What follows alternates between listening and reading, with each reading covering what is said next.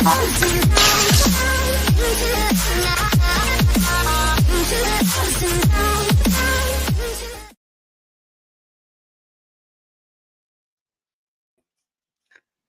everyone, how's it going? Welcome on a random stream that I decided to do with friends. And I had to bring Hey Archer with me for this special guest that we're having for today. What's going on, Archer? Doing good. Happy to be here. I'm always down for a random stream on a random day.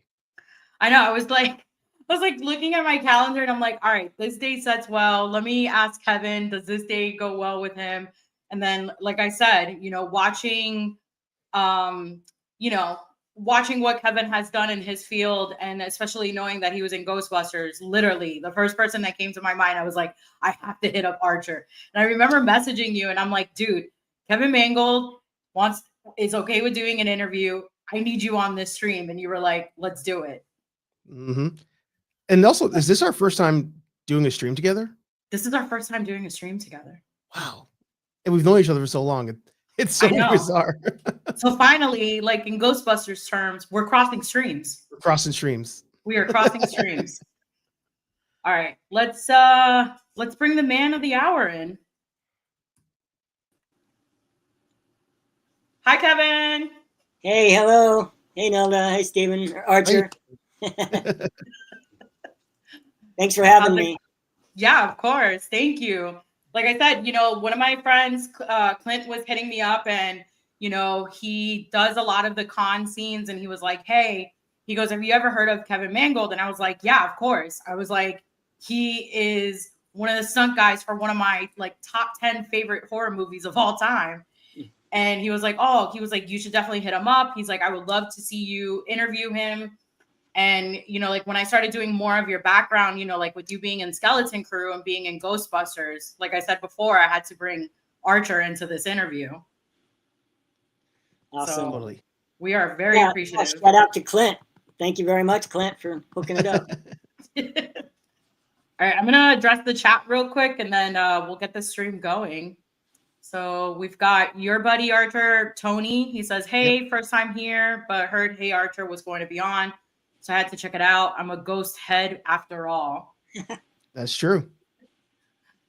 All right, we got Mike's horror channel is on as well.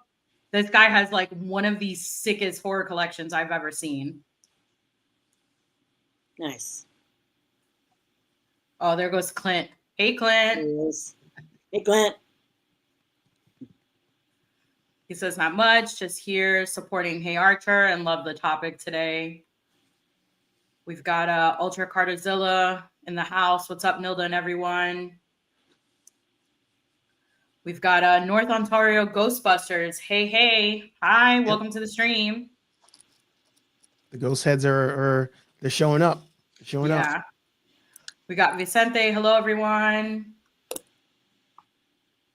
Tierra, Skeleton Crew Season 2. That's good.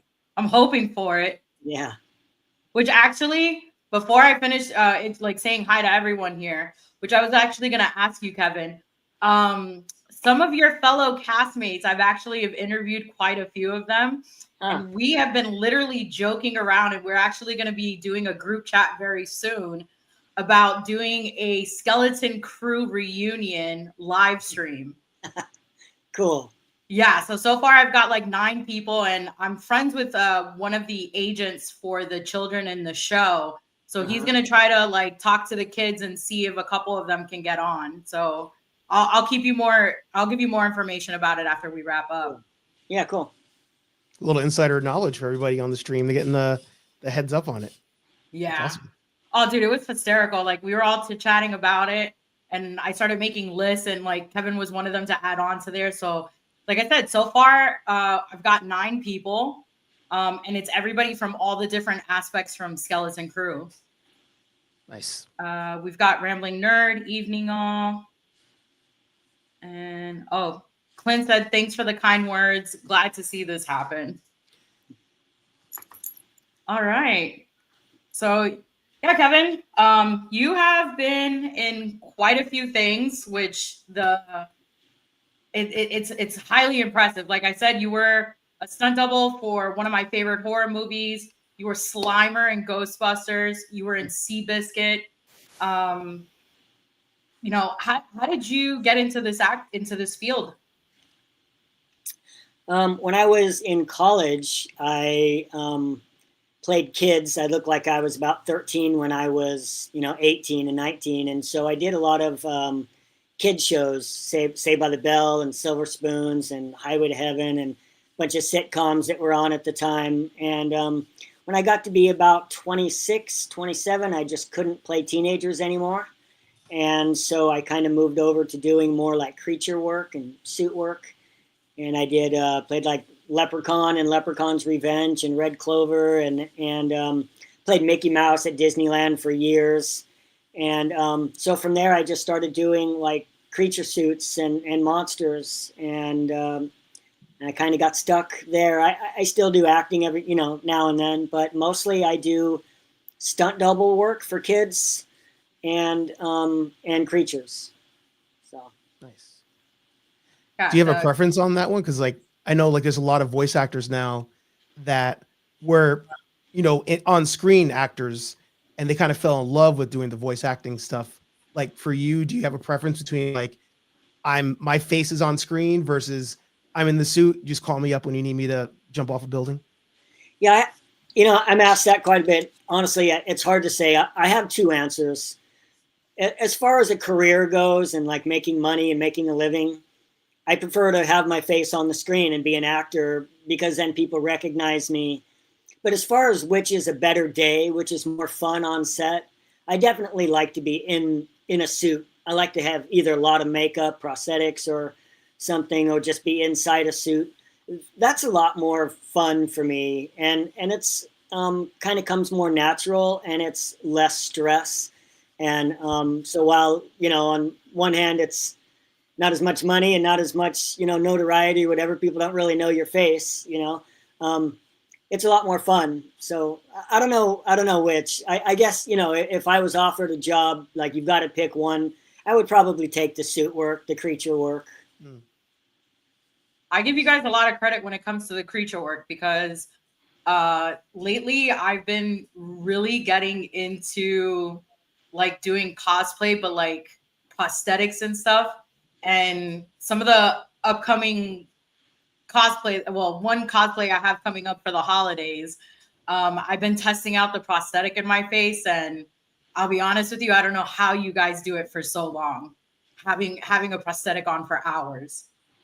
Yeah, when I was in Red Clover, it took about 4 hours every morning to put on the face, and then then you can't get out of it for lunch or whatever because then you shot your whole day just getting in and out of it. So some days I was in it for 21 hours at a time, just staying in the, I'd go in the trailer and lay down and try not to mess it all up, but eat lunch with a long straw or whatever. And so, yeah, it definitely takes a lot of patience, but almost all of the suits that I do require, even if it's just a full like suit over my head, I still have to have a mold done, which requires, a couple hours of having the mold on your face in order to, to make the, the mold that they make the costume out of and everything. So I've really gotten patient with it. And when I'm in makeup or in a suit, I can stay all day, 24 hours really without problems. Wow. I give you credit. 3 hours on me, and I'm like, get this off of me. Yeah. Which like I said, I'm enjoying doing FX at my house. Like I bought so much makeup and brushes. My husband's looking around like, what the heck is going on here? And I'm just enjoying it. And like, I want to get to that point where I can actually hold a prosthetic on for that long. Yeah.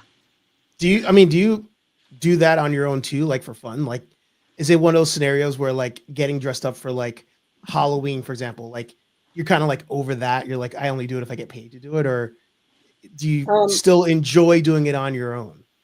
Yeah, only like with friends and stuff. But no, I don't really do it on my own. In fact, for Halloween, I just wore one of those off the shelf slip on. I played Slimer this year just to hand out candy. Love So that. I had it on the side. And when kids showed up, I put it on real quick and went out and handed out candy, which was fun. Yeah. But I don't really do it too much just on my own, I like that, Slimer being Slimer for Halloween. Yeah, nobody knew who I was.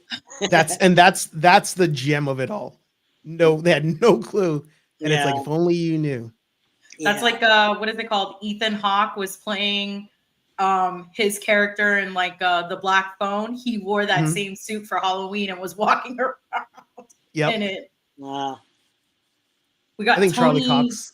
Yeah, Charlie Cox did the same thing too, right? Yeah, at a Comic-Con, as Daredevil, We got Tony asking, is there 2 separate unions for stunt work and creature acting? No, everything is through SAG. Both, it's all booked as the same. You're a same as an actor. You're a performer anyway. Whether you do stunts, you get the same kind of residuals, same kind of contracts. Whether you're an actor, a face actor, or whether you're in a suit, or even if you're just doing stunts, for one of the main actors. It's all the same, day player or weekly player contract. So, and it's all through SAG. Okay. It's good to know. Now, like I said, I did research and I saw that you were part of the film SeaBiscuit and that you were a jockey. Yeah. And I love the fact that when I went on, I guess, the SeaBiscuit Wikipedia, it literally was listing you guys by your height, your weight, and I guess it was because it was showing, like you guys were the standardized weight and height for what a jockey is supposed to be. Well, I was actually a jockey for 9 years. That's how I got my part in SeaBiscuit. Gary Ross, the director, came into the jocks room at Santa Anita here in California. And because I had already been in kid shows and stuff, I was already an actor. They needed somebody who could actually ride races on the track, and who could also deliver lines. And so they asked me, hey, you want to be in a movie? And I was like, yes. So, and that's actually before I even started doing stunts. I kind of worked into doing stunts as a result of SeaBiscuit from all the contacts that I made through SeaBiscuit. So I really hadn't done stunts prior to that. Oh, wow. Oh, wow. Do you love riding horses? Like, is that something that you're still doing? I'm not doing it anymore, but I did for years after I raced. I raced for 9 years and then had a pretty bad injury. I broke my neck and my back in a pretty bad spill. And but I still continued to get on, and I would get on horses, and I would volunteer at a jockey school like every 2 or 3 weeks or so. I would go give seminars to the students that were learning how to ride and that were just coming up in the industry. And so that gave me an opportunity to get on them. But I haven't been on a horse in a lot of years, maybe 5 or 6 years now. But I definitely miss horses a ton. I don't know that I miss the business so much because it was a lot of early morning hours, a lot of hard work. I don't so much miss the work, but I do miss the horses a lot because I'm an animal lover. And I love being around. I rescue dogs and horses when they come along. And so I like to be around animals of all kinds. Did you do horseback riding when you were younger, and that's how you kind of eventually got to it, or just opportunity popped up? Never thoroughbreds, but I'd a few times I'd been on like ponies and stuff, but I didn't have any real riding experience, never lessons, or I didn't really know how to ride. In fact, it was just a complete fluke and very strange that I became a jockey. And in fact, I was the oldest apprentice. An apprentice is any jockey in their first year. And I was 35 years old when I rode my first race. Wow. And that's unheard of. That's when most jockeys are retiring. So most people just thought I had no shot at making it. And I don't want to make a long story of it, but I don't really believe in starting at the bottom of a ladder and working the way up. It feels like there's just too many people at the bottom of the ladder. And so I had a computer business at the time, and I was driving past Santa Anita, and I saw all the horses breaking out of the gate one day. And so I went to my computer appointment, and then afterward I came back to the track. And because of my size, I'm 5 feet even. I'm the size of jockeys. I parked my car and walked right through the backside, right into the back where all the jockeys and the trainers are. And the security guard didn't stop me at all because he must have assumed that I was a jockey.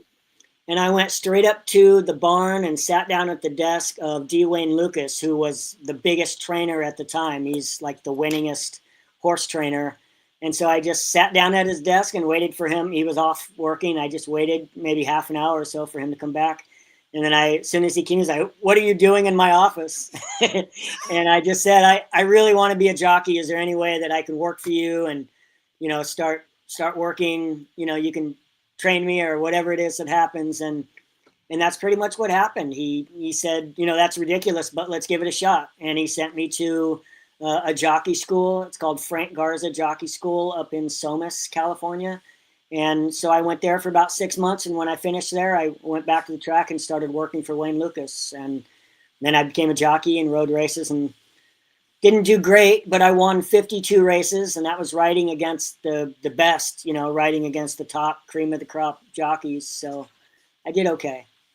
Wow. You're a man with determination. You're like, I'm going to get into this. Yeah.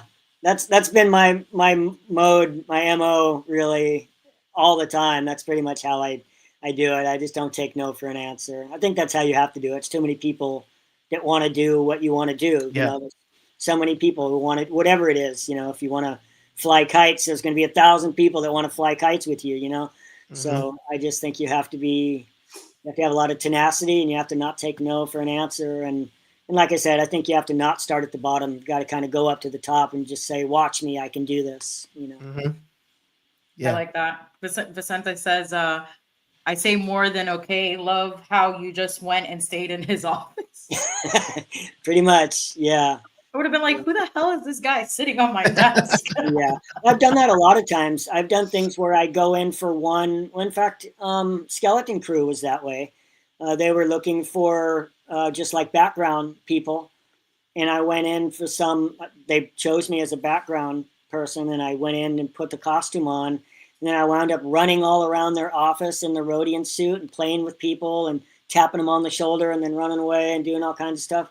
And out of that, I wound up getting an actual acting role where I had lines and everything. And so, and also because my agent said you can't do background. So I had to tell him, sorry, I can't do background, but I will be there on the day if you put me in a scene. And so not only was I in a scene, but I got to ride a hovercraft, which is really super awesome for me.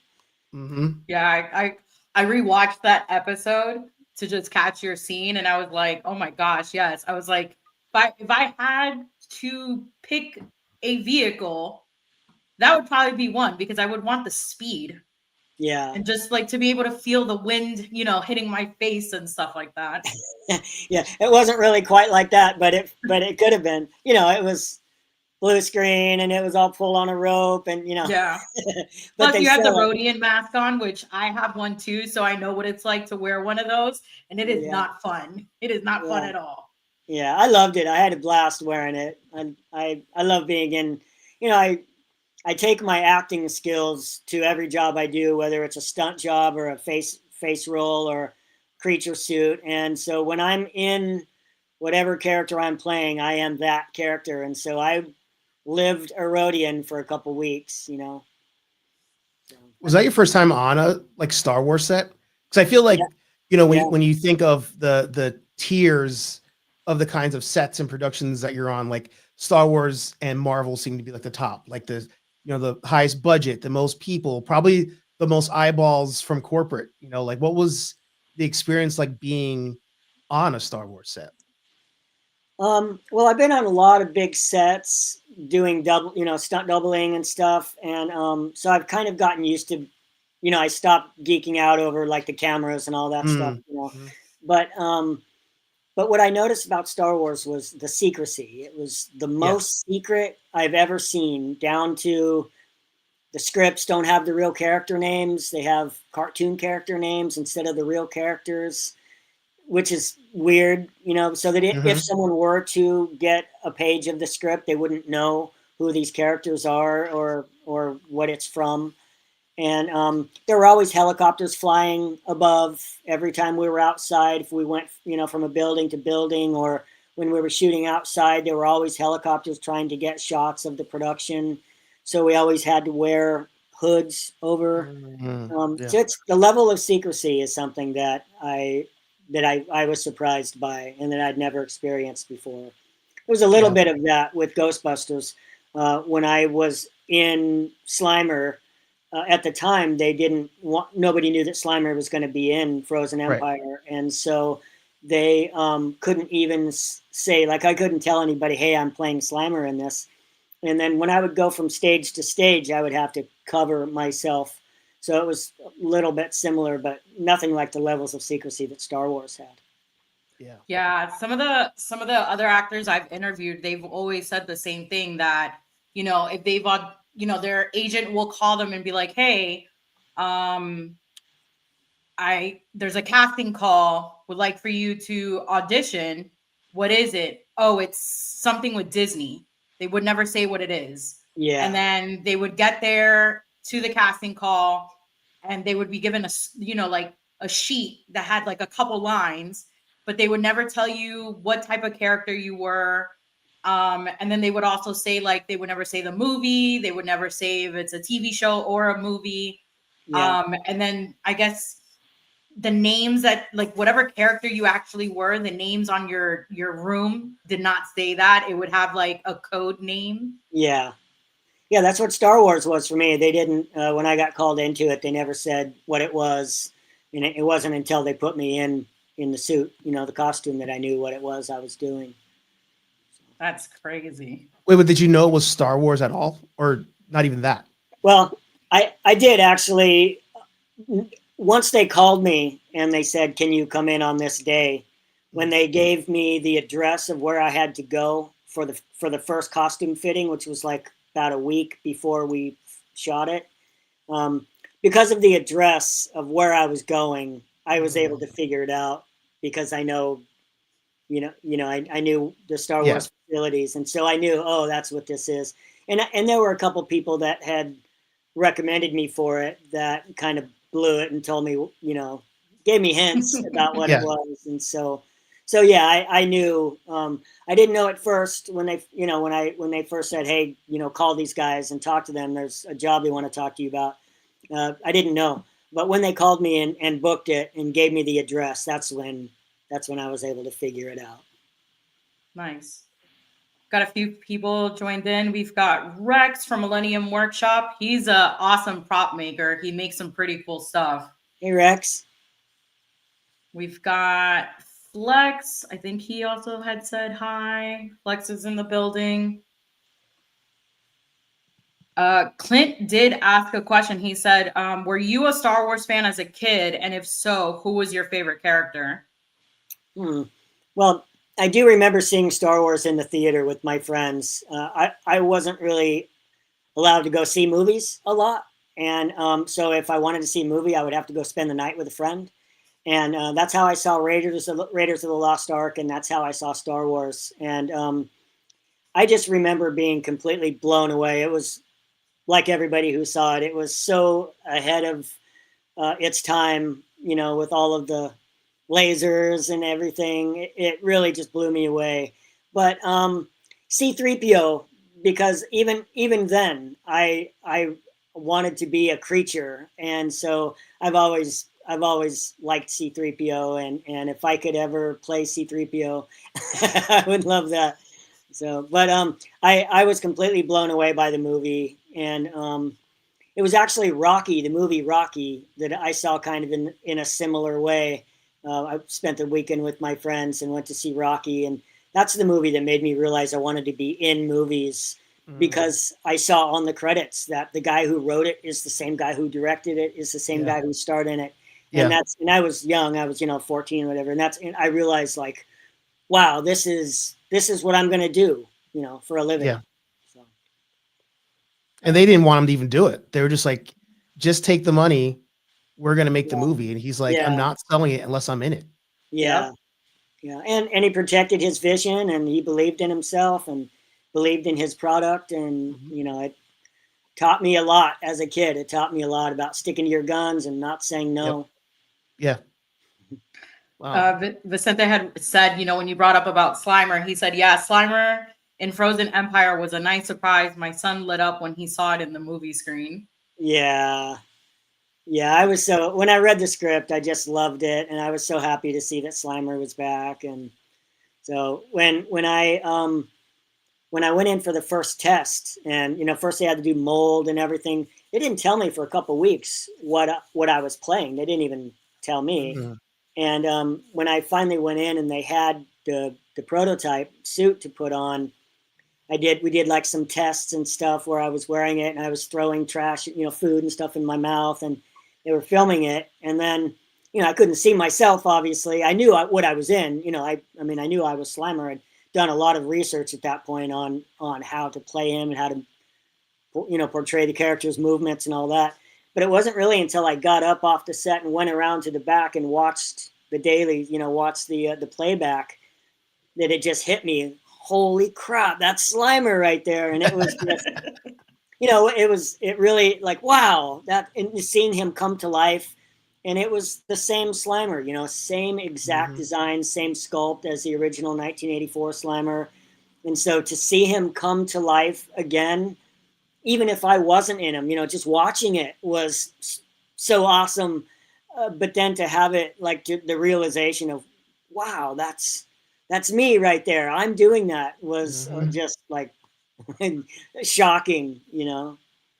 What was it like walking onto that set in particular? Because, you know, even, you know, talking about Star Wars, you mentioned the blue screen and all that, but Nilda, I don't know if you knew this, but for Frozen Empire, they essentially built the whole firehouse again, like as a set.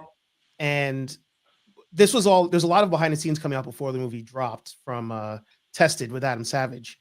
And, you know, people kind of heard of them, you know, building a set, like whatever, but like to see that they actually built it like as a 1-for-1 on this set of the firehouse and then added spaces in that didn't exist before. Like, what was that like walking onto that and just being in this, you know, iconic thing, but you're not even in the actual place. You're in a whole different area. Did you still feel like the essence of Ghostbusters and the history? It was crazy, to be honest. The attic that I filmed, you know, coming out of the trash pile and everything with Finn Wolfhard, that was all a separate set that wasn't part of the big firehouse. Other than the attic, all of it was the same. It was the same exact size, same, like you said, 1-for-1. So what happened was I was, for about a month, I was in London filming all of the Slimer stuff in the attic. And then I went to do Y2K. I flew to New York to do Y2K. And so I was able to go down to the real firehouse. Yeah. And then right after that, I was in shooting Y2K for about 3 weeks. And then I went back to London for another month. And so in that time, I had been able to just go visit the firehouse. And so like one day I was at the firehouse, and then about 2 days later, I was at the firehouse set. And it was so crazy how exact it was. And I even said to, what's his name? Whitlock. I was about to mention Whitlock. Yeah. I said, is that a little, we were standing in the arch. And I said, is that a little bit shorter? And he's like, no way. I can't believe you know that. It's 1 inch shorter. It was 1 inch.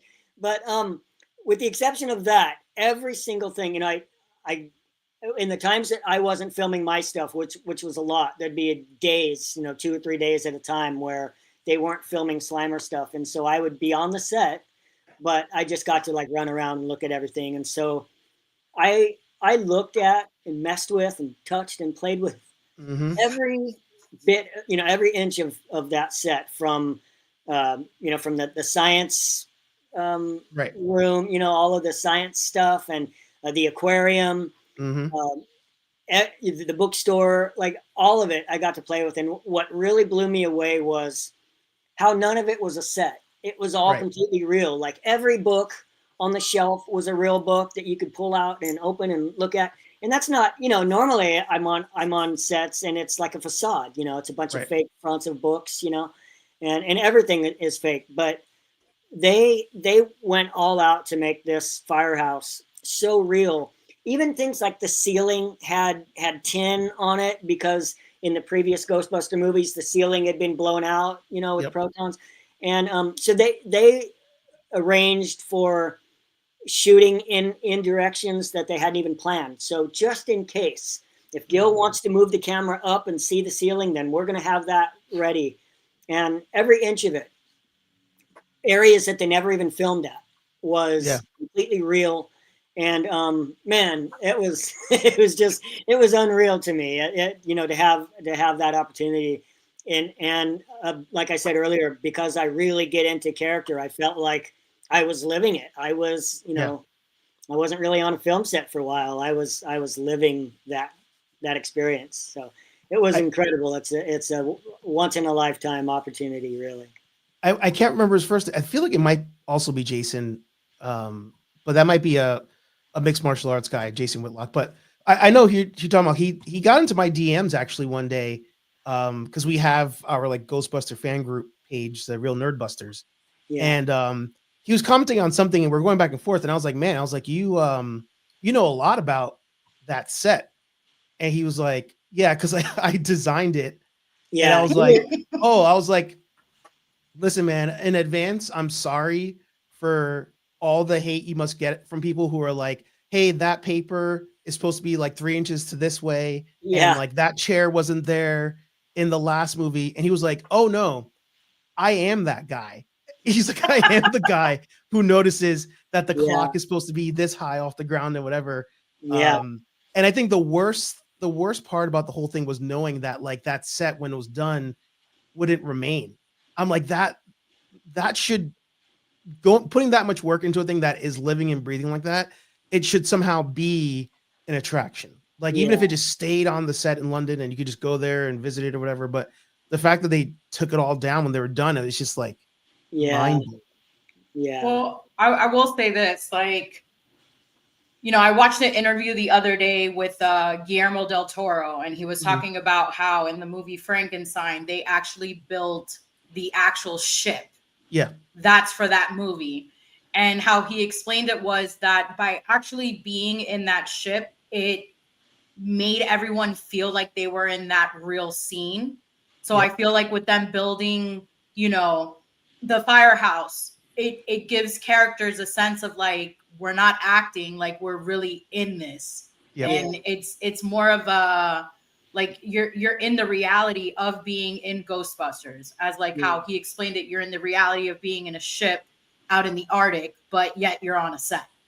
Yeah. And I find that more when the cast has kids, they do that a lot more. They make it more real, or even to bring the kids in onto set in a way that they don't see the facade of it, so that it's more real for them. But I am seeing that more and more, you know, when I work on film sets, more and more I'm seeing that it's less pretend now, and it's built out, you know, completely fully built out. So it's more real. And I think that has to do not only with for the actors, but now everything is shot in 4K and 8K.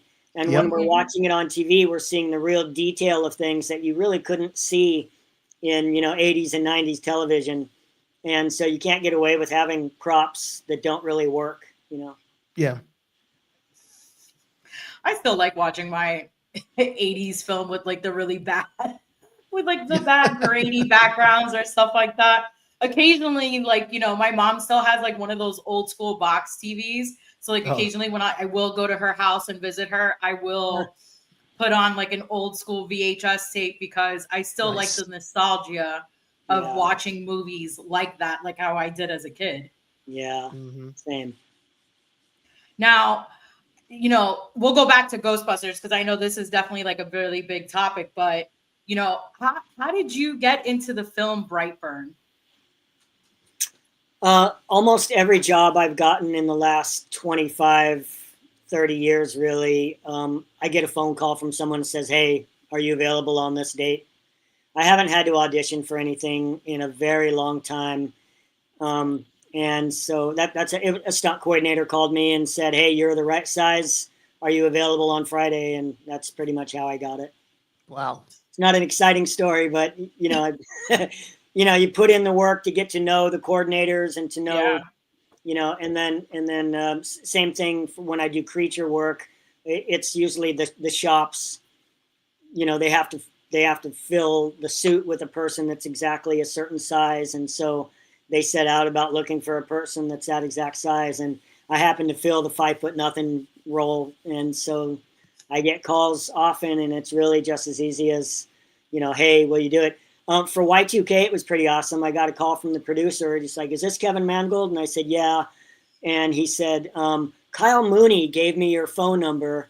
And I was just like, what? How did Kyle Mooney, you know, it's from Saturday Night Live. I was like, how did Kyle Mooney get my phone number? He's like, well, I don't know, but he gave me your phone number, and we're interested in, you know, you being in our movie. You're like, well, call, you know, consider me in. So that's how it usually happens. I'll be walking my dog some morning and I just get a random phone call. That's how it happened for Ghostbusters. I got a call from someone and they said, hey, can you come into the shop, you know, this week sometime, and, you know, can we meet you, and we'd like to measure you. And they didn't tell me what it was for. I was like, yeah, sure, because I get those calls all the time. And I just thought it was another, like, you know, kind of stunt job or just small, you know, little creature thing.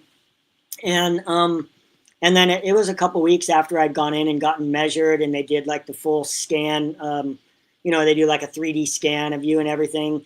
And I only knew from like paints that were around that it was a green character, and I thought I was going to be playing Gollum. And I started saying to people that I knew, like, hey, I think I'm going to be playing Gollum. And no, it didn't. It turned out to not be Gollum. But a couple weeks later, they told me, you know, what it was, and they even prepared me. You know, they said, like, listen, you're gonna, this is a big role, and you're gonna be, there's gonna be a lot of fans. You know, you're gonna be a part of a whole fandom, and so like, all right, lay it on me. What is it? And then when they told me, it was just like, wow, I was really shocked. And then I haven't really stopped being shocked by it. I still.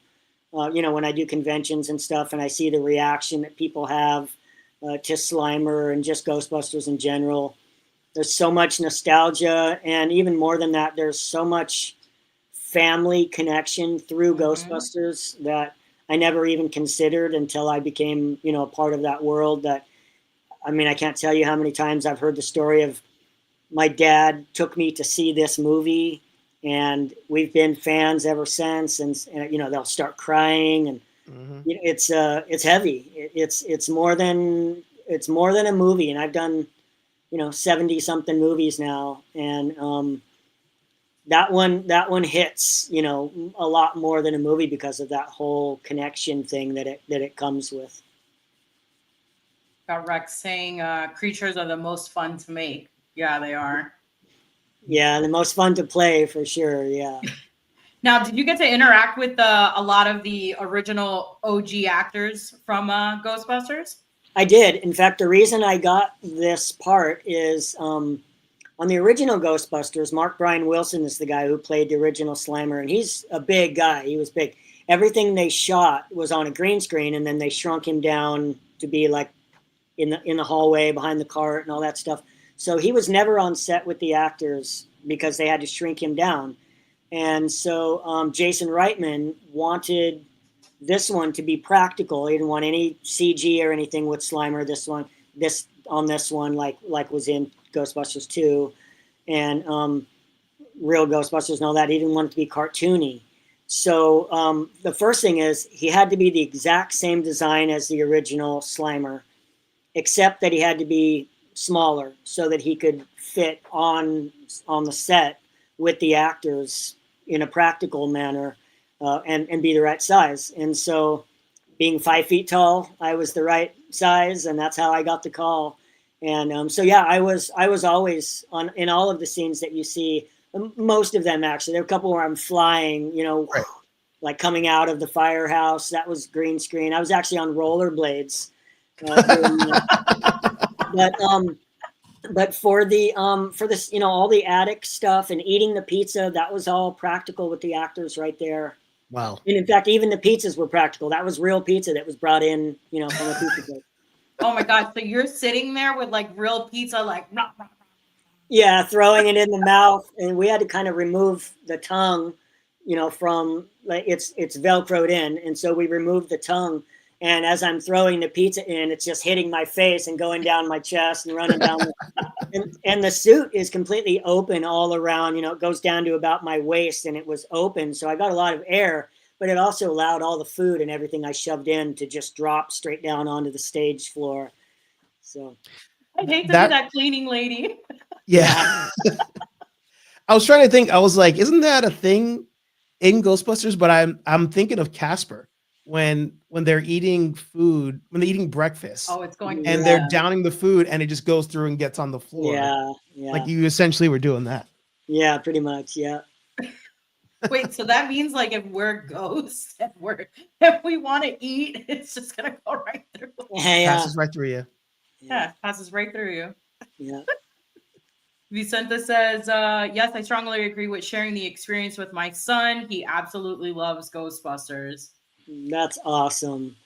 Yeah, that the family connection is, like I said, it's something that I see every convention I go to.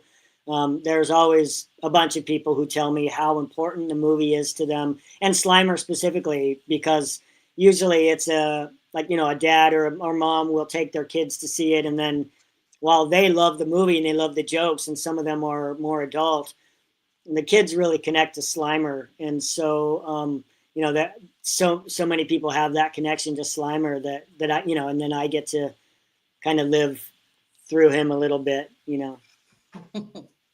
Clint wants to know, how many pizzas did you eat? I think we had a stack of like 5 or 6, and we actually only used like a couple because they were kind of hard. How the bottom of a cooked pizza is kind of hard, and they needed it to be soft. And so when they did the walking, it kind of did a walk. They had a fake pizza that was like rubber, and it just didn't look right. And the puppeteer, there was a guy named Robin who puppeteered it, and Jeff, there were two. It was like 2 little green poles that they put under the pizza, and then they just sort of like walked it along as it went toward me, and then they threw it up into my hands, and I ate it, and I think only like 2, because they needed it to be pliable. And so once they realized that, if we start with a new pizza, it's going to be hard. We don't want it flat. We want it, wobbly and all. So, so we really only wound up using two of them. I would have loved to have been in that set, just like watching all this wobbly pizza just being thrown everywhere. I have some videos on Instagram of that back behind of Gil Cannon, the director, like, standing, the camera is behind Gil, and it's all of us doing the puppetry work. And there were a couple puppeteers under as well. They were like moving my jaw and stuff. So there's a whole mess of us, down there making the scene. I'll have to find that footage on your Instagram. Yeah. Tony asked, was there blue screen footage of the attic scene? No, everything in the attic was actually in the attic. It was all practical. There's nothing that we shot on a blue screen. Oh, I take it back. There is blue screen stuff. In fact, some of that is on my Instagram too. We had to redo when I was floating along eating the Cheetos. So when I first come up out of the pile, all that's practical, and when I go through Finn, all of that was practical. And then but yeah, we did do some reshoot of floating along a big blue, like a runway, where I was suspended in a harness so that I was like floating forward, and I was just shoving them in as fast as I could as I was floating along. So yeah, we did do a little bit of blue screen for that. You talking about being harnessed and like floating, was that the same concept that they did for you for Brightburn? Because his character flew a lot. Yeah, I was in a harness a lot for Brightburn. Yeah. I remember there's a shower where I'm like suspended up in the corner of the room above a shower, and that was all on a harness that I swing down and kind of swing around. But yeah, I do harness work quite a bit. And wow. Also in Captain Fantastic, I did rock climbing, where I was in a, you know, in a harness, and I had to fall. It was, you know, a thing breaks and I fall. And so we had the fake rope that breaks, which is scary because it's hard to, like, if you're living it, it's like, oh, yeah. You see it break, but you know, there's actually a black wire that's really the thing that's holding me. So I'm used to doing flying work and harness work. I was in Peter Pan for a couple of years. I played one of the Lost Boys on Broadway with Kathy Rigby. And so I got to fly. I got to, you know, do flying in that. And so I played Peter Pan at Disneyland for a couple of years as well. So flying in a harness is something that I've really gotten used to. For Brightburn, was that like, was a lot of the farm and all that also like on set, or was that green screen? Like even the part with the, you know, the truck rolls over or the van rolls over, you know, and he's there, like, is that all like on an actual road? All that? Yeah, yeah, that was all on a set up in like Central California, up by Magic Mountain. Yeah, it was all that was all a real set. Yeah, in fact, there was even a really awesome shot where that I got to do the whole thing where it's from behind me, and the woman sheriff has her gun and she's like walking through the house. Yeah. And then I had to, once the camera moved away from me, I had to very quickly dash out of frame, go all the way around. They had this walkway all cleared out where I had to go around the wall and come all the way back up and then pop up behind her, so that when the camera moved back, then I was standing behind her. So even that was all completely practical, which could have been broken up into 2 shots, but it was all one shot where the camera moves one way, and then when it moves back, I'm on the other side. And we didn't you know, cheat that in any way. I just ran around real quick and came up the backside. So yeah, that was, almost all of that was practical. Even throwing the lawnmower was a real light 3D printed lawnmower, so it could really be thrown. Oh wow. And, yeah, almost all of that was practical. I did the it's funny because there were a lot of times when it didn't even require a stunt, but he was laying in bed, and when he very first, at the beginning of the movie, he's laying in bed and he stands up and the camera goes under the bed and it shows his feet walk to the window. That's all me. That's all, you know, I put my feet on the floor and I walk to the window, open the window, and then jump out. There was blue screen outside the window because that was a sound stage. So then they had to fill in the outdoors. It was night, so it was mostly just black. But so there was a little bit of blue screen work, but almost everything was practical. Oh wow. For anyone who hasn't seen Brightburn, I highly recommend it. It is, I think, on HBO. I got introduced to that movie because a friend of mine was like, hey, you're into horror movies, right? I said, yeah. They're like, you got to check out this movie called Brightburn. And I'm like, what is it? And they go, imagine Superman being born, but then he's evil. And I'm like, huh? And they're like, yeah, just imagine an evil Superman. Yeah, and like, pissed off Clark Kent. Yeah, pissed off Clark Kent. Yeah, who hates his parents and lives in a small farming town. Yeah. And I even told Kevin before we got on the live stream, before you got on, Archer, I was like, the show The Boys, you know, Homelander has a son and he's like anti-heroes. Yeah. This kid, Brandon Byer, should have been Homelander's son. That'd be a scary world. It'd be a scary world. And the thing is, like, you know, I was hoping that they would do a part 2 for this film because, you know, for anybody who's big into superheroes, you know, you always want to see your superhero be the best person. But me, I like to see them like be in their true natural element where they're evil and they're just using their powers for other stuff.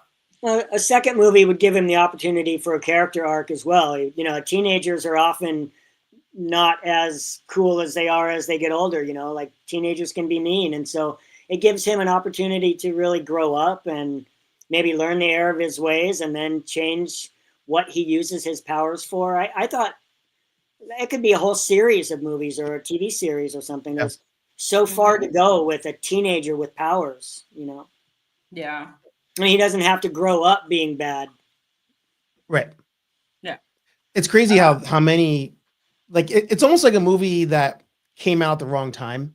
Because even there, like, so many of those people are in like the Gunn, the James Gunn universe now of movies. But I watched it for the first time the other day because Nilda knows I was doing a horror rewatch / like first time watch, because it sounds similar to you not being able to go to movies. As a kid, I was not allowed to watch horror or scary movies or anything like that. So there's so many things I'm behind on. I started this list of movies, but Brightburn was on the list, and I was like, oh, why have I not seen this? And then when I finished it, I was like, this should have been a whole series of movies. It should have been similar to Conjuring, where there's other movies that aren't like completely sequels, but they're same universe at least. And then you can have, a little bit of a crossover in there. But do you get a lot of people who come up to you and reference that movie at all, even like in passing, or is it, you feel like it's in resurgence, maybe not in resurgence? Yeah, actually, there are a lot more Brightburn fans than I would have expected. That movie is liked by a lot of people. When I go to conventions, I get a large number of them, talking about that's their favorite movie. It's interesting how many people love it. Oh, I'm one of them. Yeah. I told you, like, my friend introduced me to it. I watched it, and then I think I watched it like 3 more times after that. And then when I first started dating my husband, I literally was like, hey, he knew I was into horror films, and I was like, do you want to watch, he's not a big horror fanatic, but I was like, do you want to watch this really good movie? And he's like, what is it? And I go, imagine Superman born and he's just evil. And he's like, really? And I said, yeah. We ended up watching it. I ended up going to bed because I had to wake up early. But then the next morning when I went to work, he sent me a text message and he was like, that movie was freaking awesome. Yeah. He was like, holy crap. He's like, that kid was just evil. He goes, I loved it. He was like, he goes, it was exactly the same kind of story of how Superman was born. He was an alien. They didn't know where he came from. He came in and, like in a capsule. His parents raised him. And, he ended up having all these superpowers, but yet he used them for not protecting the world. Yeah. Mm-hmm. Yeah, like a teenager would do. Teenager has no interest in protecting others, not really. Yep.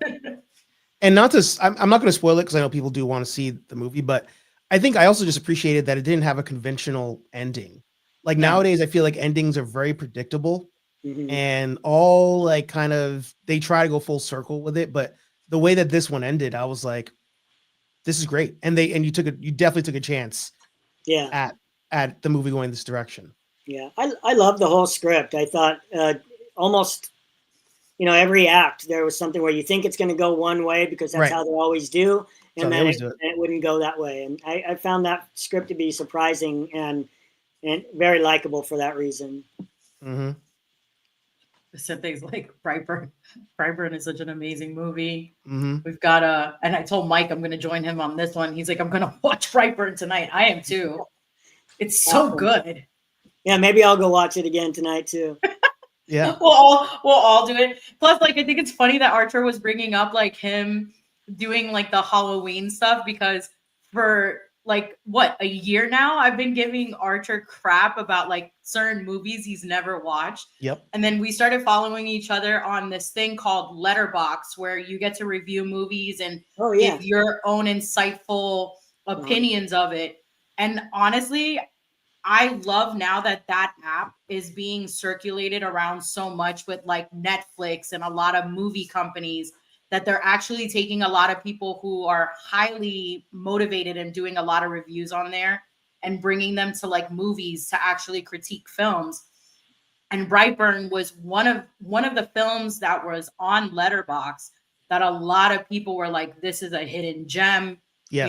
It was swept under the rug. This is a movie that should have done a lot better than what, it did. And like how Archer said it, I fully feel like that movie came out at the wrong time. Like if it came out now, where like horror movies are the thing and, horror is making a huge comeback and, people are actually writing scripts and, they're creating a great storyline. I feel like that would have been up there with how certain movies are now. Yeah.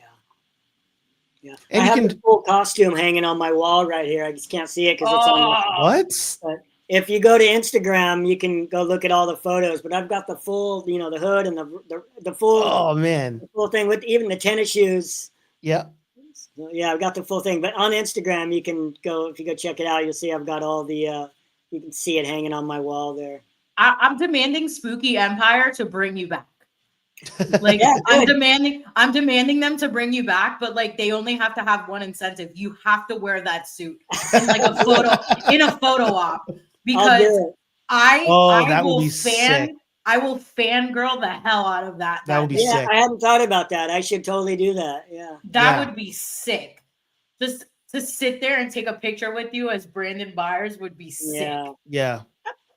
Yeah. I almost took it with me to one convention because they had a costume contest, but I didn't take it.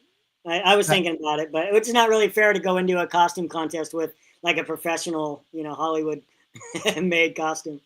But that would have been just like with the Slimer thing at the beginning of the episode. Like you walk on stage in the costume and then they're, everybody's like, wow, that's so cool, whatever.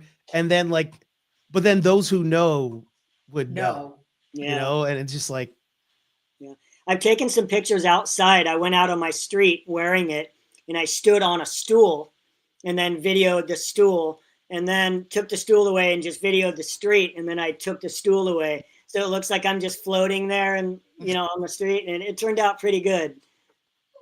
And it has the wind blowing the cape and everything. It turned out pretty cool. Do you have a favorite, unless that's the answer, but do you have a favorite item you've taken from set, whether you can admit it or not? I don't know about a favorite. I usually do get to keep stuff, from Ghostbusters. I was there when we finished shooting our scene. They started striking the set immediately. And so they were just handing out I don't know if you remember the attic was completely full of Ghostbusters merch because in the story, they're selling stuff, they're from like Ghostbusters 2, they're out selling shirts and stuff. So there were all kinds of stickers, we believe you and all that. Yeah. And t-shirts and stuff. So they were handing those out to cast and crew. Like, here, you want some t-shirts? You want this? Wow. So I got a bunch of stuff that's actually on camera in the attic scene. And I'm pretty psyched about that. I do have a little trimming, a piece of the blue screen that was used in some of the Ghostbusters stuff. I have a piece of the foam from Slimer. So I'm pretty partial to that because I love Slimer and I miss him. I see the costume is touring. They have it at like Puppeteer. It's at the Center for Puppetry Arts right now, and I want to just go see him because I miss him. But I do have that piece. I do have. I don't know if you guys know this, but the Slimer that I wore, the suit that was made, it's molded, made out of like silicone. The original suit from 1984 got so deteriorated that they ground it up into powder and mixed it in, like literally mixed it into the suit that I wore. So the suit that I wore is made from the original Slimer. It has his, his DNA in it basically. So when I put the suit on, I felt like I was part of the original. Yeah.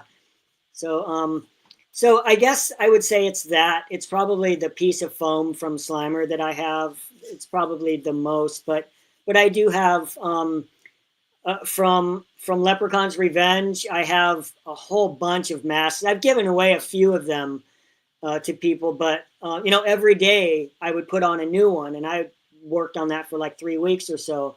And so I have all of the masks. It was mostly like a cowl, and then they would put on the mask and glue it on and everything.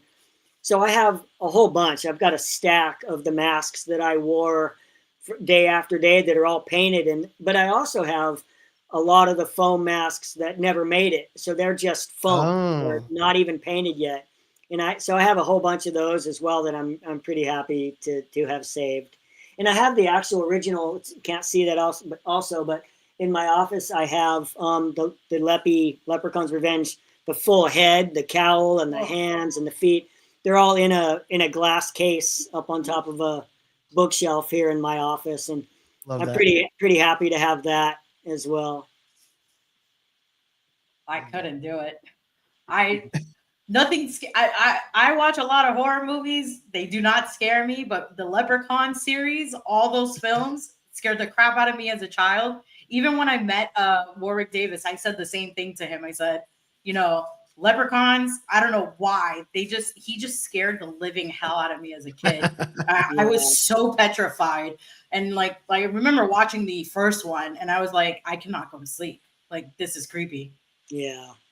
Yeah, in Red Clover, he's pretty scary, and I it's kind of, you know, they kind of had him do some weird thing, like he drove a car or whatever. But in the scenes where he's scary, he's really scary.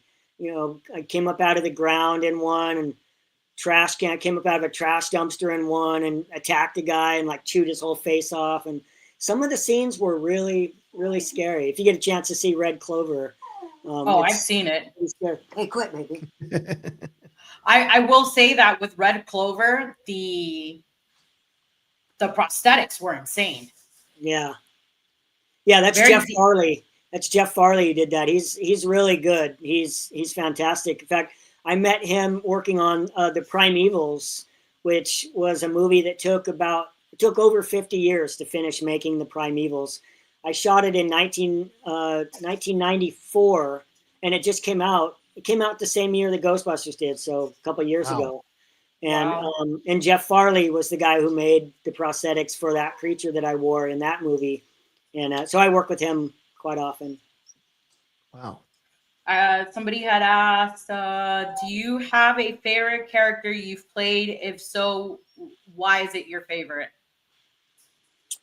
I guess, I mean, Slimer has to be it. And just because of his iconic status, you know, I mean, I always go into deep study of the character and what makes them who they are. Even if I'm just doing a simple stunt, if I'm falling down a hill for a kid or something, I'll make sure that I'm falling down the hill in character and that I would do it as the character would do it. And so I take every job as an acting role. And I studied Slimer so much. I studied Slimer for months. Not only his movements, you know, I watched John Belushi videos to see how John Belushi moved, which is what he was based on. The original movie was based on his movements.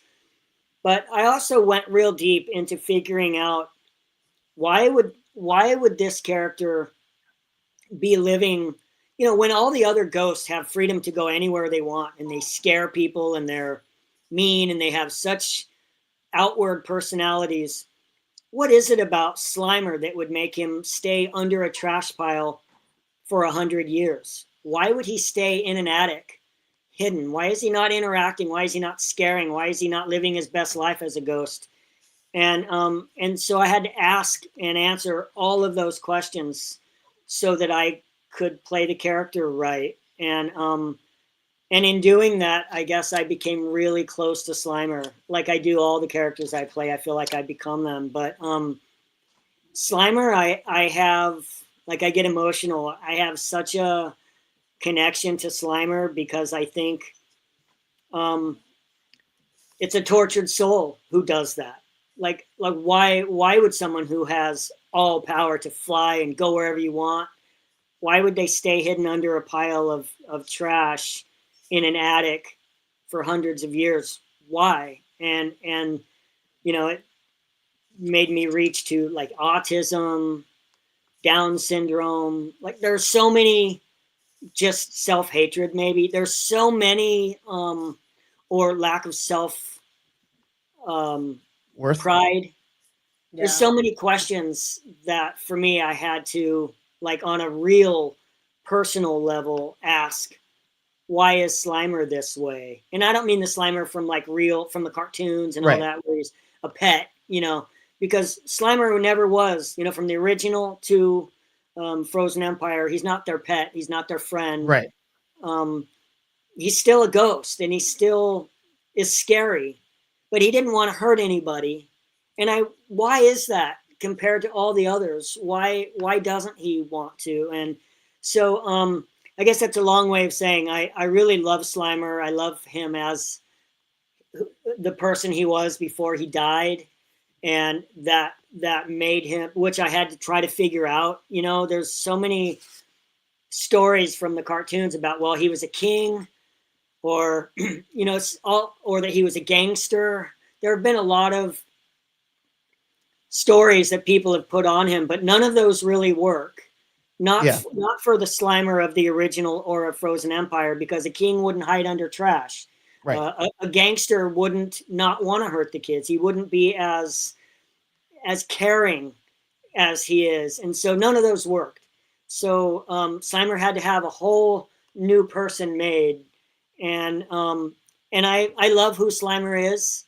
Like I said, as the person that he was before he became a ghost, and I love who Slimer is as a ghost, and in a way I feel, well, I was going to say feel sorry, but that's not really it. But I feel like he needs to have his entire story told, and I would love to see him have an end to his existence of hiding and not belonging and not having friends and longing to have friends. And I'd really wished when I was reading the script that, you know, in the way that the ghost made friends, you know, I mean, I don't want to give away the movie, but, you know, there's a ghost that makes friends with the girl, you know, with one of the characters. And I'd really hoped that Finn, that his character would have had a close bond with Slimer in that way. And I'm hoping that in the future that happens, because I think Slimer deserves to have friends, and he deserves to not be lonely anymore. Oh my gosh, you're going to make me want to cry. I'm like trying to hold it in.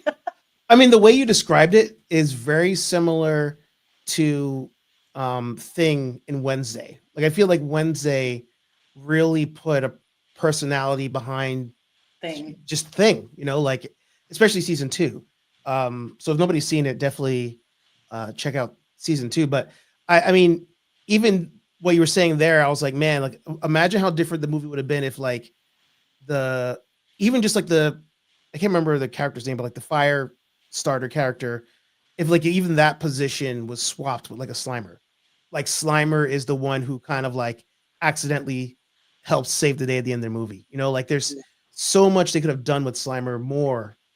Well, he did in the kitchen. He did in the kitchen, because he winds up eating, and that even brings up the whole question of what happens when he eats another ghost. Does it go through him, or all of that? Yeah. So he did save the family, and that tells me, that's what, you know, from reading the script, that's what told me that he not only doesn't want to hurt this family, he not only doesn't want to hurt them, but he'll go out of his way to save them.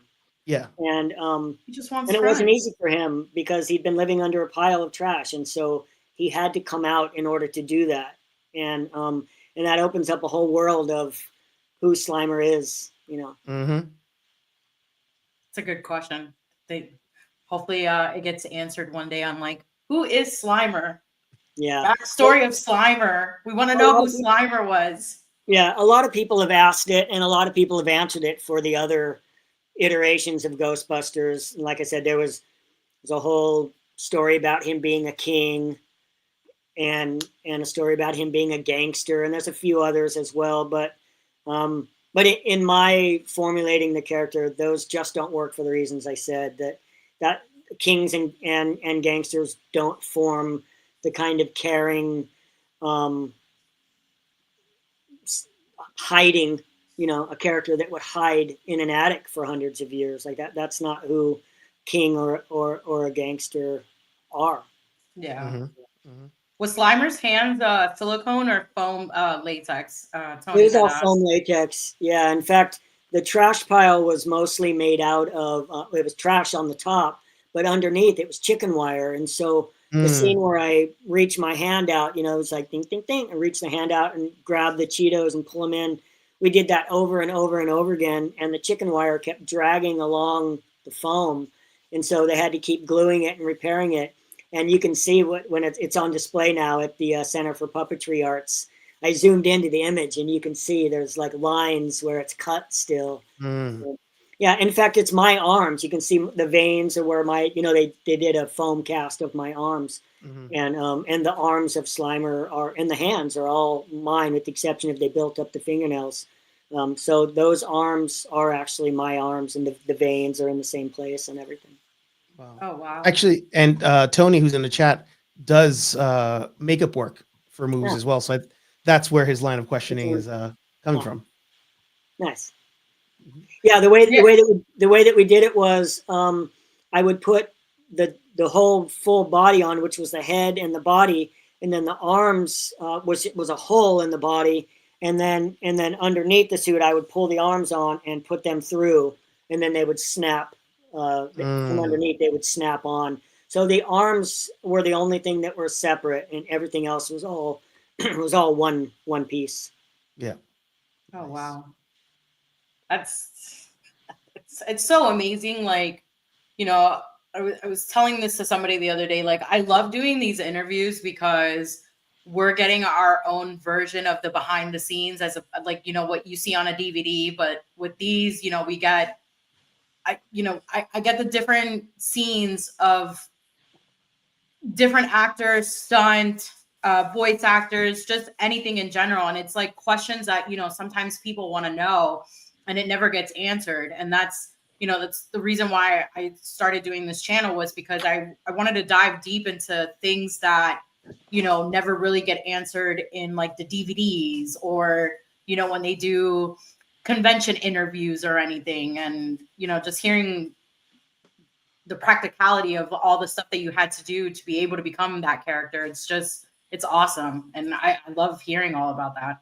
Yeah, thanks. Yeah, it was so much fun, and for me it was just the opportunity of a lifetime, really, you know, to get to play a character so iconic like that. And I don't know that I'll ever, with the exception of, you know, I'm certainly hopeful that Slimer will be in the next Ghostbusters. I assume he will be, and I'm hopeful that I'll get to play him. I assume I will, but with the exception of that future goal, it's been the top, you know, top experience of my life so far. It's been really awesome. Yeah, you're part of your name is embedded in top of a franchise that has been going on for years. Yeah. Yeah, and it's still weird. It's still I tell my friends, I say that it's like, people ask me like, what is it like, you know, you're Slimer? That's so weird. And honestly, I feel like it's like this. Like, I'm eating breakfast at Denny's, and some guy sitting next to me goes, "Hey, you want to be a drummer?" And I go like, "Sure, I'll be a drummer. For who?" "Well, AC/DC is looking for a drummer. Come on, you're the new drummer for AC/DC." And then I get to live my life forever as the drummer for AC/DC. It feels like that, like just plucked out of complete obscurity, just like, you're going to be this guy, you know? And so that's how it feels now. Like, I wasn't expecting it. I got a call out of the blue, and then, "Hey, guess who you're going to be?" And almost on a daily basis, I get to experience the awesomeness of that, even if it's just, you know, it's really weird. If I go to conventions, I hear like people cry often, like their dad passed away and their dad introduced them to Ghostbusters. I hear that story all the time.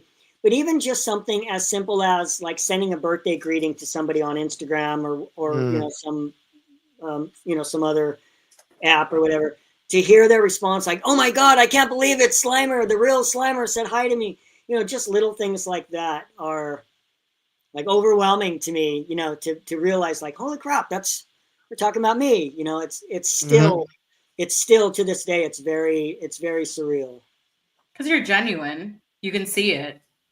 Thanks. Appreciate it. And that's, it's true. And that's, like I said, it's, when I do these, I love geeking out and like just seeing you geek out that you were Slimer, and like it still baffles you, and just how you went into full description of like what Slimer means to you. It wasn't just an acting role that you got money and paid for, which is cool and all, but it's like your inner, it's a part of your inner child is like not being healed, but it's like something in your inner child is experiencing something that you never thought that you could. And now you're crossing it off that bucket list, and it's just something amazing. Yeah, it's true. Yeah. And every day I have some experience that reminds me how lucky I am, you know, to be doing what I'm doing.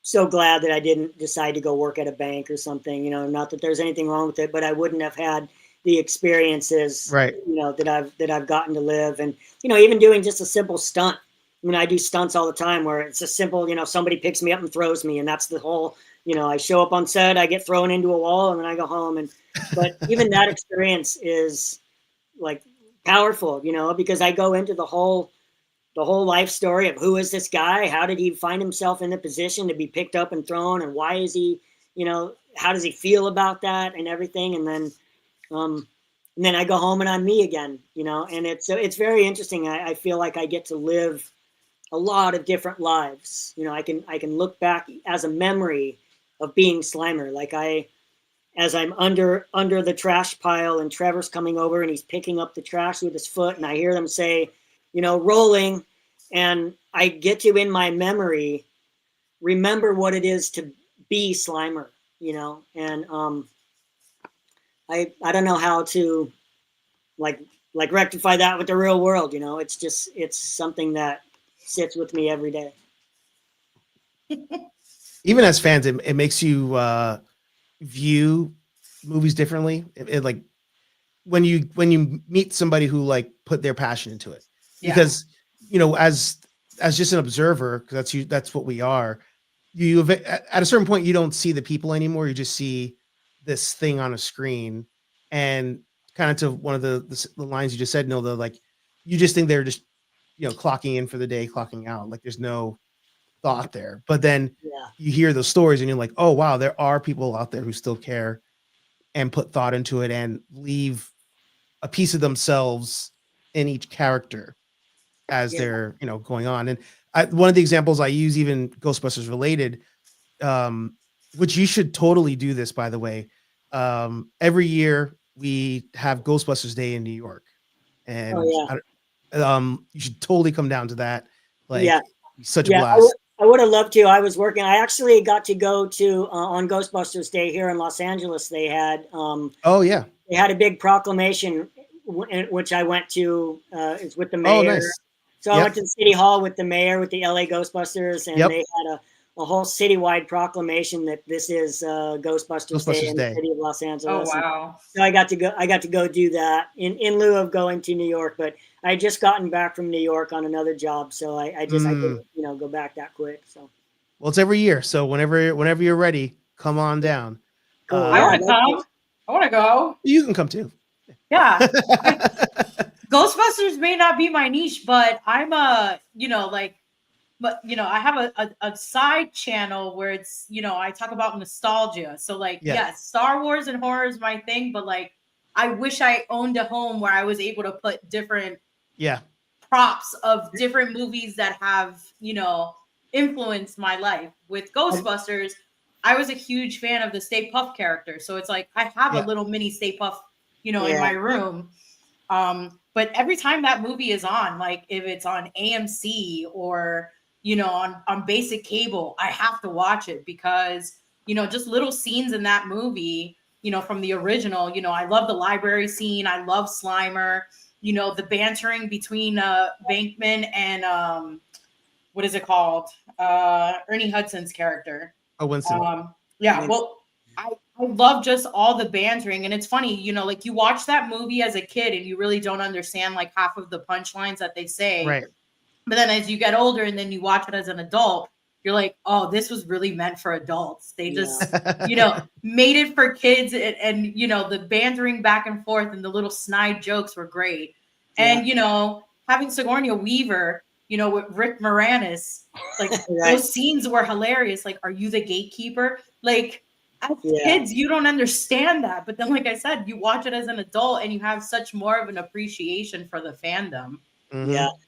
Billy Bryan is the guy who played the original Stay Puft guy, and he worked in the shop that made my suit. So I actually got to work with him. He did a lot of the armature, you know, all of the stuff underneath, you know, like the helmet and the chin strap and all that stuff. He was the fabricator. So he's a fabricator still. He's a big name in the industry, and he's still doing it. He's still going out there as Stay Puft, and so, I was really super psyched to have gotten to meet him. And Robin Shelby, who played Slimer in Ghostbusters 2, I got to hang out with her and have gotten to know her, and she's really awesome too. And so all of the people from the original, you know, from all the other Ghostbusters I've been able to meet and get to know and everything. It's just been, you know, awesome. Wow. Love that. Speaking of nostalgia, have you seen Y2K? That was on my next list to watch because I saw that it was on HBO Max. So I wanted to see it, and I'm probably going to try to watch it either Friday or Saturday. So now that I know that you're speaking highly of it and you were in it as well, I'm going to watch it. Super nostalgic. Yeah, that one is super nostalgic. Like you watch it and you feel like you're in the 90s again. That's the music and all the people. And it's really, that's a great one. I play a robot. I get to play a robot named Cool Blue in that. Okay. I'll definitely watch it this weekend for sure. Yeah. Do you have any up and coming stuff that you're able to you know, talk about, or, you know, are you attending any conventions anytime soon? Not that I know of. No, I really don't have anything. It's been super slow. I'm a producer also, so I have, you know, some projects that I'm working on as a producer, but oh wow. I do editing and I do sound, you know, sound for films. So, you know, I kind of stay busy with that. But Hollywood's been super slow for, you know, since the strike, which has been, you know, over a couple of years almost. So yeah. Do you find that a lot of production has moved to other states? And like, I know like Netflix is doing the thing in Jersey, for example. Like, have you seen a lot of people who are like, all right, I'm going to start moving or relocating to try to follow where some of the work may be going in the future? Yeah. I mean, a lot of things are filmed there, but I still, no matter where I go to film something, it's always 9/10 of the people, the crew, are from LA. So I think the meat and potatoes of the film industry is still in Los Angeles. Yeah. It's just cheaper to go film on another stage or in another city somewhere, you know. But you know, yeah, I do see a lot of overseas work. And even in that case, even when it's, you know, things are filmed in Romania or in London or whatever, there's still a large percentage of the cast and crew are from Los Angeles. LA based, yeah. Yeah. It's crazy how since the, like you said, since the strike, you know, and different states trying to do like tax incentives and stuff, how like the industry is like almost like trying to change, but it's like, it's also just been in LA for so long. It's like, just leave it there. Like it would take so much effort to move. It'd be like trying to move Wall Street. Like you just can't do it. Like that's where it's been. Like that's just the home, you know? And there's nothing like experience, you know, it's hard to get around that, you know, to make a movie with people who are inexperienced. And so it'll take a few decades for people in other places to be as experienced as they are to catch up to speed as Hollywood, you know? Yeah. Wow. Yeah. There's a friend of mine who he's in the music industry, and also like yourself will do like other like sound work and stuff on the side and editing and whatnot. And one of the things that he tries to do up here in Boston is teach kids the industry, because he's like, you know, by default, you're not going to get the same experience because this is not a hub like LA is, but I'll try my best to teach you everything I know. So that way, when those opportunities do come up, you're not so far behind the 8 ball because you haven't been in it like the next person has. Yeah. Wow. Vicente says, Kevin, you are amazing. I hope to meet you at a convention sometime. Yes. Thank you so much. Likewise. That would be great. I'm serious. I'm going to like write, I sound like a Karen saying this. I'm going to write an email to I endorse you being a Karen on this one. I endorse you doing a Karen on this. Yes, I'm endorsing myself to be a Karen in this. And I am writing an email to Spooky Empire and telling them, like, you have to bring Kevin back, but with one stipulation. Either it has to be something with Slimer, or the man has to do a photo op as Brandon Byer in the suit. I hadn't thought about that. Yeah, I should definitely do that. I've seen some of the Ninja Turtles. You know, when they do conventions, they take their whole suit and they do photo ops in the Ninja Turtle suits. And yeah, I should do that. Yeah, Katie Sackhoff and Emily Swallow, they do it. They dress up as their Mandalorian suits. Yeah. And I feel like when you do that, the fans, as they're doing that photo op, like, it just brings so much joy that you don't even care how much they're charging. Yeah. Like, I want to take a photo with this person in their original suit of what they wore. And it just, I think it makes it more nostalgic, or it just brings joy to that person of who they're taking that photo with. Yeah, that's a great idea. Thanks. Yeah. Yeah, I definitely should do it.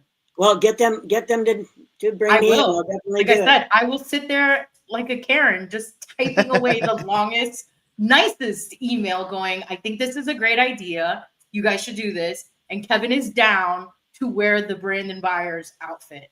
Yeah, I've had fans at conventions bring me the pops, the Brandon Byers pops. I've signed a few of those. Mostly it's Slimers, but I have signed a few of the Brandon pops. Nice. Well, Archer, do you have any other questions? No, like I said, I really appreciate you entertaining us with all these. I love the behind the scenes info, and like I said, it's just next level to hear the thought you put into the characters, the roles, even to do a role on the ground. Like, you're like, I need to know who this person is. Why are they the way they are? And I mean, that's the biggest pitch I've heard, and the best pitch I've heard for Slimer to come back and have a bigger role in the next movie. Down for that. Yeah, thanks. I appreciate it. Well, thanks for having me. It's a lot of fun. I always love doing these things. Yeah, we'll do this for anybody who's watching later on tonight, because I have a couple things I have to edit.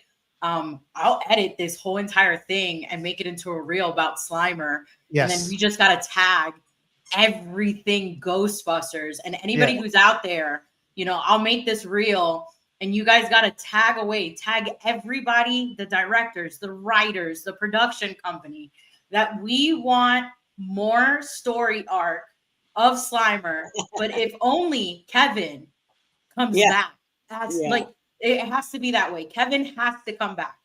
And in my eyes now, because of how you gave such a beautiful description of what Slimer means to you, you're my Slimer. Yeah. I think of Slimer, you're my Slimer. Wow, thank you so much. That's really sweet. Thank you. I honestly, like Archer knows this. I've done quite a few interviews, and the way that you describe this character, how much it means to you, I've never had anybody say that. And that just shows that, like I said before, it's not about the money to you. It's just something that truly means something to you, that you 20 years from now, you will be telling stories, and you will still continue telling that story about how much Slimer means to you. And I honestly feel like you would do that. Yeah. And I'll still have the memory of getting to be, for a minute, living Slimer. So, yeah. Well, thanks. I appreciate that. Yeah, like I said, I'll make a reel of it. And like I said, anybody who's watching this, let's bombard the hell out of the whole Ghostbusters fandom. Maybe I'll be joining into a new fandom now that I might. We gotta do it. Maybe I'll go get a suit.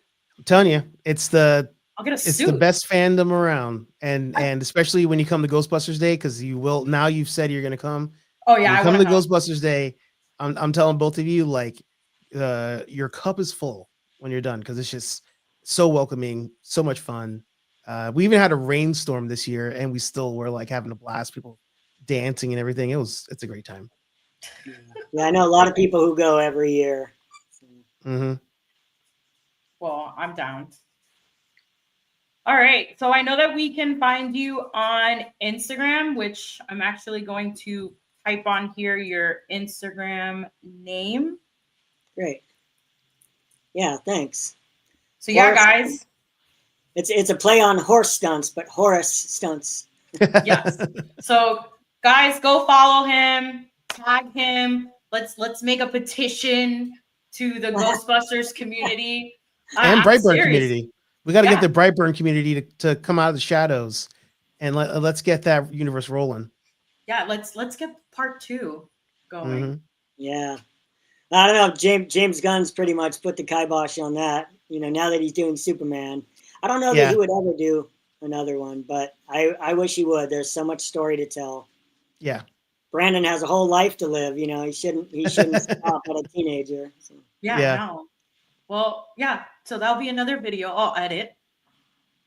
We can everybody don't even tag production, just keep tagging James Gunn. Harass the hell out of him. Because I have seen on social media where people have tagged the hell out of him on certain things, and he has responded. He does respond. He does respond a lot. He responds a lot. He does, yeah. He's very communicative with his fans for sure. Yeah. On that one, I think he's spoken though. Yeah. So I'm pretty sure if we get our little soldiers here to tag the hell out of James, we probably could get a response. Maybe you know, little whisper in his ear, and then he'll think about it, and then maybe you know. I was thinking, what if, you know, hypothetically, he wrote a second script and left it behind at a Starbucks somewhere where some other director randomly picked up this book. I was like, oh, this is Brightburn 2. I should make this movie. And James Gunn's like, that wasn't me. Yeah. It was just found. It was just found. Well, Kevin, thank you so much for joining us. This was great. And like I said, I want to bring you back when we do the Skeleton Crew reunion. I think it would be just fun to have you hanging out with some of the fellow Redanians. Like I said, I'm, you know, so far I've got Marty Matulis, I've got Rob White, who played the RX droid. Marty was Captain Bane. Pam Riddle, who is also another Rodanian, said that she's down to do it. Gordon Tarpley. And like I said, I spoke to the agent for the kids, and he said we have to figure out a date. And once we do, he's going to talk to some of the kids and see if one of them or two of them are willing to come on and just hang out with all their fellow castmates. That'd be awesome. You know, I stunt doubled for Ryan Kira Armstrong, who played Fern. She played Fern. Yeah, she played Fern. Yeah, I stunt doubled for her in what the heck was it called? Wish Upon a Unicorn, a couple years before Star Wars. So I got to like go, you know, get back together with her for Star Wars. Oh wow, that's awesome. That is awesome. She wrote a unicorn, and so I did all the horse riding for her in that movie. So. Oh, yeah. It's a full-blown circle that you know. Yeah, that's actually really kind of cool. Yeah. Well, Kevin, again, like I said, this meant a lot. I had such a great time talking to you, and Archer, I'm so glad that you were down to join in on this. I couldn't have picked anybody else to do this. You were. I'm thankful for both of you. Appreciate you. Thank you very much, Nelda. Thanks for having me. And Archer, thanks. And thanks, Clint, for hooking this whole thing up. And yeah, of course. Thanks again, Clint. Yeah, I had a lot of fun. But yeah, guys, make sure to check out Kevin's Instagram page. I did see the video of him gobbling down all that pizza. So you guys got to check it out because that's actually kind of funny. But yeah, follow him on Instagram. And like I said, within the next couple of days, I will make a reel and let's get this petition going to getting, you know, a story arc based off of Slimer. That would be awesome. I'd love to see it. And make sure to check out all the different amount of pages that Archer has. You guys also need to buy his shirts. I'm wearing one right now. It's called Nerd Affiliated in the Marvel one. So buy his shirts, go follow him. And like I said, just bombard both of these amazing guys. I think I followed two of yours, Archer. You did, yeah. Yeah, I appreciate it. All right, guys. Well, you guys have a great night, and we'll see you later. Thank you so much. Thanks again. Bye, you guys.